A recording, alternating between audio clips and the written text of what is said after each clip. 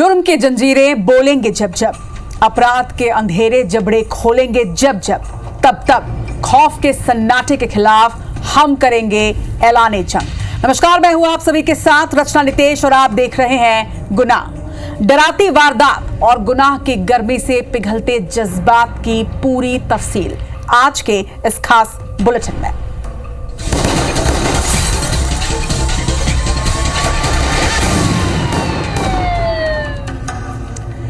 पहले मेरठ में नीले ड्रम से दहशत और फिर औरैया में भाई का कातिल, इसके बाद मुजफ्फरनगर में जहर वाली कॉफी और अब देवरिया में सूटकेस कांड। पतियों के साथ बेवफाई और बेरहमी की ये दास्तानें लगातार बढ़ती जा रही हैं। लेकिन कहते हैं ना, जालिम चाहे कितना भी शातिर क्यों ना हो, तो प्लास्टिक में लपेटा गया था। कमर से पैर तक का हिस्सा बोरे में था। सिर पर धारदार हथियार से हमले के निशान थे। इस जानकारी लगते ही इलाके में हड़कंप मच गया। पुलिस ने पूरा बैग चेक किया, लेकिन शिनाख्त हो पाए ऐसा कुछ नहीं मिला। एएसपी की निगाह ट्रॉली बैग में लगे बारकोड पर पड़ी। ये बारकोड एयरपोर्ट पर एंट्री के वक्त लगाया जाता है। पुलिस ने तुरंत एयरपोर्ट के अफसरों से बात की। कोड की डिटेल से शव की शिनाख्त नौशाद के रूप में हुई। पुलिस नौशाद के घर भटौली गांव पहुंची तो पत्नी रजिया ने पति के लापता होने की कहानी सुनाई और जोर जोर से रोने लगी। पुलिस ने घर के अंदर तलाशी ली तो सारी तस्वीर साफ हो गई। घर में कई जगह खून के निशान मिले। दूसरे बैग में भी खून लगा था। पत्नी ने पति को उसी ट्रॉली बैग में भरा जिसे वो दुबई से लेकर आया था। ट्रॉली बैग में एयरपोर्ट का बारकोड था, जिससे नौशाद अहमद की पहचान हुई। पुलिस ने पत्नी रजिया को हिरासत में लेकर सख्ती से पूछताछ की। रजिया ने प्रेमी के साथ मिलकर पति की हत्या की बात कबूल कर ली। पत्नी का भांजे रुमान के साथ संबंध है। नौशाद प्रेम में बाधा बन रहा था। भांजे के साथ मिलकर पति को मार डाला। आरोपी भांजा फरार है। नौशाद दुबई में ड्राइवर था। वो 10 दिन पहले ही घर आया था। नौशाद को अपनी पत्नी के अफेयर के बारे में पहले से पता था। इसे लेकर गांव में पंचायत भी हुई थी और तय हुआ था कि रजिया सुधर जाएगी और अपने प्रेमी रुमान से नहीं मिलेगी। लेकिन नौशाद के दुबई जाते ही वो फिर मिलने लगी। अब जब नौशाद घर वापस आया तो उन्हें ये दूरी बर्दाश्त नहीं हुई, क्योंकि भरोसा अब मौत की वजह बन रहा है। आखिर ये पतियों के कत्ल की कहानी कहां जाकर थमेगी, ये बड़ा सवाल है। Bureau report, IBC 24। पत्नियां भले ही कातिल बन रही हो, मगर कानून से बच नहीं सकती और इसीलिए कहते हैं कि बस एक गलती और आरोपी खल्लास। अब तक आपने उत्तर प्रदेश के देवरिया में हुए हत्याकांड की पूरी रिपोर्ट देखी और ये भी जाना कि किस तरह से एक बेरहम पत्नी ने पति को मौत के घाट उतार दिया। इधर मोहल्ला मानपुर में भी कुछ ऐसी ही गुनाह की दास्तान सामने आई, जहां पर पुलिस ने एक अंधे कत्ल की गुत्थी को सुलझाया। आरोपी पत्नी, उसके प्रेमी और साथी को फिलहाल गिरफ्तार कर लिया गया है। पुलिस के मुताबिक ये हत्या प्रेम प्रसंग और अवैध संबंधों के चलते की गई। दरअसल पुलिस को 17 अप्रैल के दिन बिरजू टोला गांव के एक खेत में अज्ञात युवक की लाश मिली, जिसकी पहचान उर्झे निवासी संजू मांझी के रूप में हुई।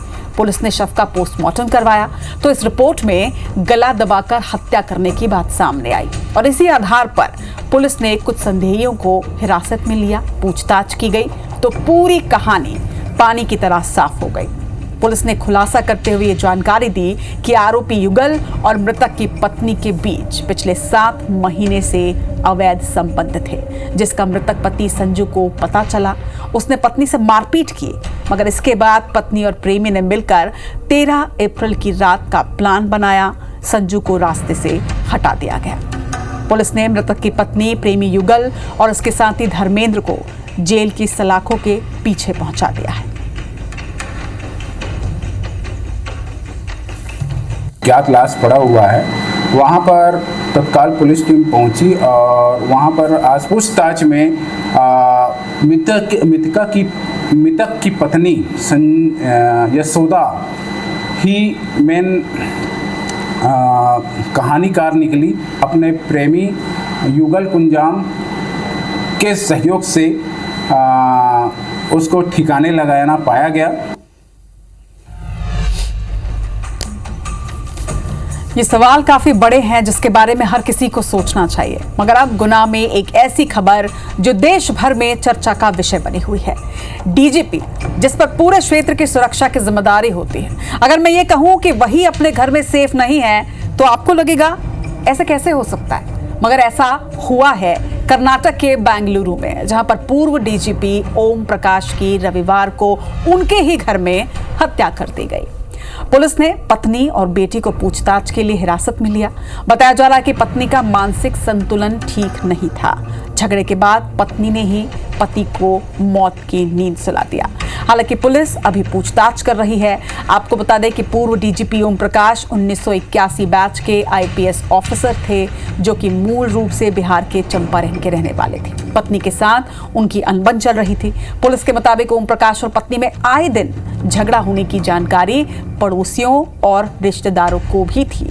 हालांकि अब पुलिस पत्नी और बेटी को हिरासत में लेकर पूछताछ कर रही है।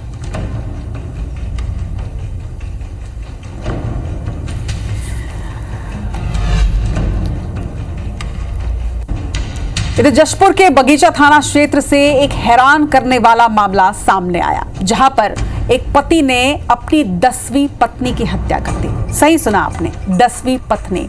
अब आप सोच रहे होंगे कि 1-2 शादियां नहीं बल्कि 10 शादियां इसने की। बिल्कुल सही सुना आपने, इस व्यक्ति की 10 पत्नियां थीं। इस पूरी घटना का खुलासा तब हुआ जब ग्रामीणों को जंगल से बदबू आई। उन्हें एक महिला की सड़ी गली लाश मिली। ग्रामीणों ने इसकी सूचना पुलिस को दी। पुलिस ने मामले की जांच शुरू की तो पता चला कि पति ने चोरी के शक में हत्या करने के बाद शव को ठिकाने लगाया, जिसके बाद पुलिस ने आरोपी को गिरफ्तार किया। सलाखों के पीछे जब उससे पूछताछ की गई तो कई खुलासे हुए। 38 साल का ढूला राम 9 शादी कर चुका था, लेकिन कोई भी पत्नी उसके पास ज्यादा समय तक टिक नहीं सकी। 10वीं शादी सही चल रही थी, लेकिन कुछ दिन पहले उसकी पत्नी शादी से सामान चोरी कर भाग गई। पति को यह करतूत पसंद नहीं आई और फिर उसने पत्थर से कुचलकर अपनी 10वीं पत्नी की भी हत्या कर दी और शव को जंगल में ठिकाने लगा दिया। क्योंकि अपनी पत्नी का हत्या का आरोपी है, ये हत्या करके फरार हो गया था। इसे पुलिस ने हिरासत में लिया, पूछताछ किया और इसने अपराध स्वीकार कर लिया। इसके खिलाफ 103 बीएनएस की धारा के तहत मामला पंजीबद्ध कर लिया गया है। इसे न्यायिक वार्ड पर जेल भेजा जाएगा। कपड़ा और चावल 7 किलो लगभग चावल था, इसको लेके ये भाग रही थी और तेल 1 लीटर का डब्बा था। इसके बाद हमारे मम्मी बोला कि बहू ने चुरा के भाग रहा है, तो हमको लगा गुस्सा, तो ये रोपा की आरी बोलते हैं, वही जगह पहुंचाया। कोई नहीं था, हम पत्थर से उसको मरने लगा, इसके बाद खत्म कर दी। और अब बात करेंगे मध्य प्रदेश में एक के बाद एक कई साइबर फ्रॉड और डिजिटल अरेस्ट की घटनाओं की। चर्चा का विषय ये लगातार बनी हुई है, मगर ग्वालियर में हुए एक डिजिटल अरेस्ट कांड को पूरे पुलिस महकमे ने चैलेंज की तरह लिया और लेना भी जरूरी था, क्योंकि ये एमपी का सबसे बड़ा डिजिटल अरेस्ट था। इस कांड में सिर्फ ठग गैंग ही नहीं बल्कि बैंक के ऑफिसर्स और स्टाफ भी शामिल थे। आखिर ये पूरा माजरा क्या है और कैसे ये पूरी साजिश रची गई, इस रिपोर्ट में आप समझिए।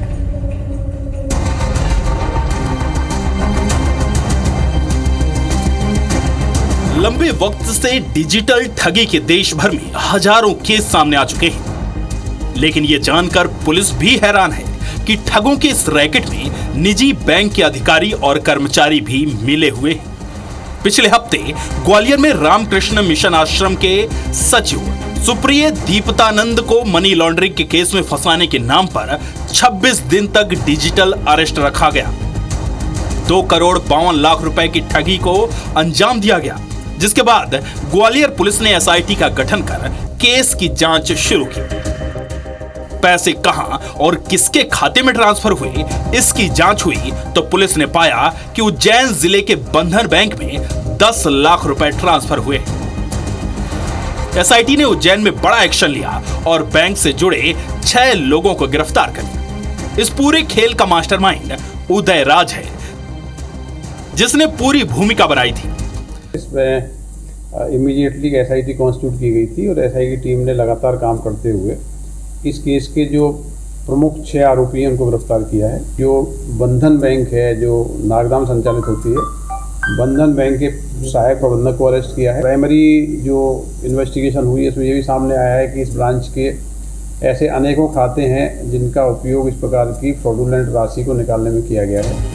ग्वालियर पुलिस और क्राइम ब्रांच पुलिस ने आरोपियों को कोर्ट में पेश करके 5 दिन के रिमांड पर लिया है।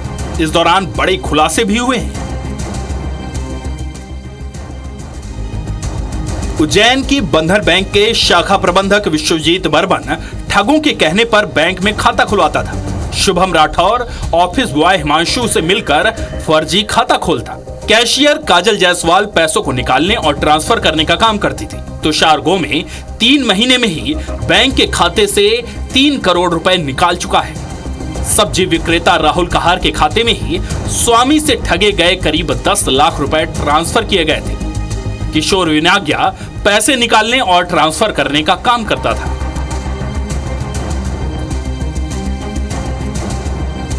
ग्वालियर एसपी के मुताबिक बंधन बैंक से देश के अलग अलग राज्यों में पैसा ट्रांसफर हुआ है। 8 राज्यों के करीब 10 अकाउंट में पैसे ट्रांसफर हुए हैं। अब अकाउंट होल्डर के नाम सामने आए हैं जिन्हें आरोपी बनाया जा रहा है। बंधन बैंक के कर्मचारी जरूरतमंद लोगों को पैसे का लालच देकर अकाउंट खुलवाते और उसके बाद पासबुक और ATM कार्ड अपने पास ही रख लेते थे। फ्रॉड के माध्यम से जो राशि का ट्रांसफर हुआ था वो करोड़ों में थी और वो राशि 8 राज्यों के 10 अकाउंट्स में ट्रांसफर हुई है। उन अकाउंट के डिटेल भी निकाले गए हैं। तो कुल मिला के बहुत सारी ब्रांचेज की जानकारी मिली है जहाँ पे ये पैसा ट्रांसफर हुआ, जहाँ से निकाला गया। बहरहाल ग्वालियर पुलिस साइबर एक्सपर्ट्स और क्राइम ब्रांच की टीमें अब मणिपुर, केरल, उत्तराखंड, असम, मध्य प्रदेश, उत्तर प्रदेश, महाराष्ट्र, राजस्थान, दिल्ली और पश्चिम बंगाल के बैंक खातों की तलाश में जुट गई हैं। इन खातों के जरिए ठगी की रकम को ट्रांसफर कर छुपाया गया है। अब तक कई बैंकों के अकाउंट की पहचान की जा चुकी है जिनमें पैसा घुमाया गया, जिसमें सबसे ज्यादा 1 करोड़ 30 लाख रुपए की राशि इलाहाबाद में इंडसइंड बैंक में एक कंपनी के खाते में ट्रांसफर की गई है। यह खाता प्राइवेट कंपनी के नाम पर है, जिनको गिरफ्तारी करने के लिए टीम डेरा डाले हुए है। नासिर गौरी, IBC 24, ग्वालियर।